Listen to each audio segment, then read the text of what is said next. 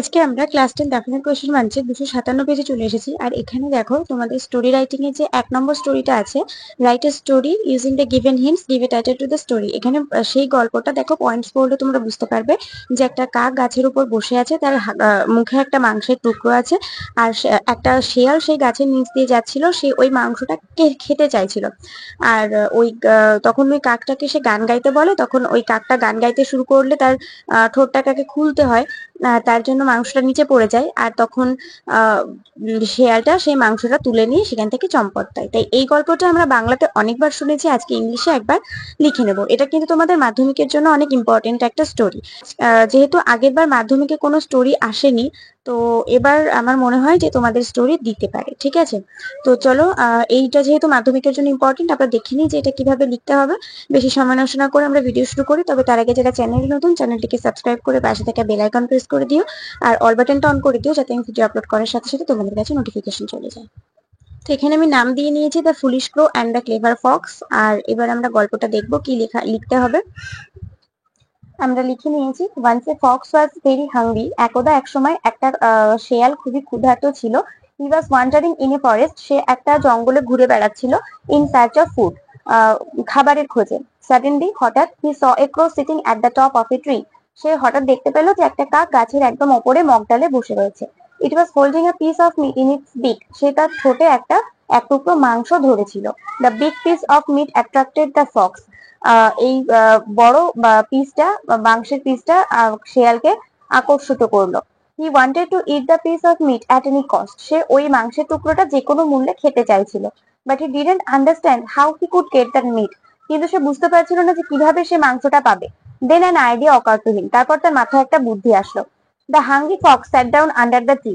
একটা ক্ষুধার্ত শেয়াল গাছের নিচে বসে পড়লো। সরি, ক্ষুধার্ত শেয়ালটি গাছের নিচে বসে পড়লো।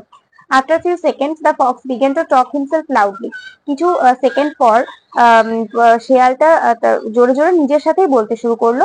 What a lovely bird it is! কত সুন্দর পাখি এটা! How bright its black color is! কত উজ্জ্বল কালো রং এটার! I am sure the sweet bird has a sweet voice as well. আমি শিওর যে এই মিষ্টি পাখিটার একদম মিষ্টি গলার কণ্ঠ হবে। Now the fox said to the crow directly. এবার ওই শিয়ালটা ওই কাকটাকে ডিরেক্টলি বললো, সরাসরি বললো, ও বিউটিফুল বার্ড, ও সুন্দর পাখি, please sing something for me. আমার জন্য কিছু গাও, গিয়ে দেখাও।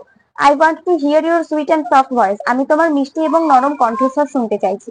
Listening to the deceitful words of the fox. এই তোষামোদকারী বাক্যগুলো, কথাগুলো শুনে, শিয়ালের তোষামোদকারী কথাগুলো শুনে, দ্য ফুলিশ ক্রো মেল্টেড। ওই বোকা কাক বলে গেল। He decided to sing. সে ভাবলো, সে গান গাওয়ার সিদ্ধান্ত নিল। The foolish crow opened her beak to sing and the meat fell from its mouth. তো তখন ওই বোকা কাক হচ্ছে তার যখন সে গাইতে গেল, তখন তার মুখ থেকে ওই মাংসের টুকরোটা পড়ে গেল। দ্য ক্লেভার ফক্স, চতুর শেয়ালটি, which had just been waiting for this very moment, যে কিনা এই মুহূর্তটার জন্য অপেক্ষা করেছিল, caught the bread in his mouth and gulped it down his throat throat.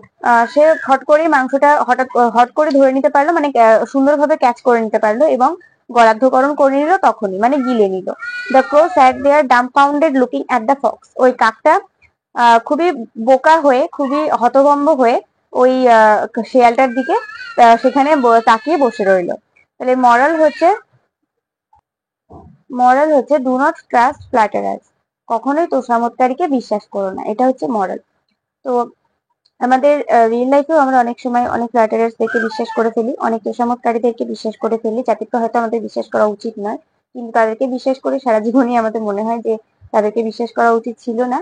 আর তখন সে মানে সেই ব্যাপারটা খুবই খারাপ হয়ে দাঁড়িয়ে যায়। সেই জন্য সবসময় তোষামোদকারী কথাগুলোকে বিশ্বাস করো না। সবাই নিজেদের বুদ্ধিটাকে একটু খেলাও, বোকা কাকের মতন হয়ে যেও না। ঠিক আছে, তো আজকের ভিডিও পর্যন্ত। আশা করছি গল্পটা তোমাদের কাছে ভালো লেগেছে। কমেন্টে জানিও যদি আর অন্য কোনো কিছু গল্প লাগে বা অন্য কোনো রাইটিংস লাগে, অবশ্যই কমেন্টে জানিও। আর এটা কেমন লাগলো সেটাও কমেন্টে জানিও। আজকের ভিডিও পর্যন্ত, পরের ভিডিওতে দেখা হবে। ততক্ষণ পর্যন্ত সবাই ভালো থাকো, সুস্থ থাকো, মন দিয়ে পড়াশোনা করতে থাকো।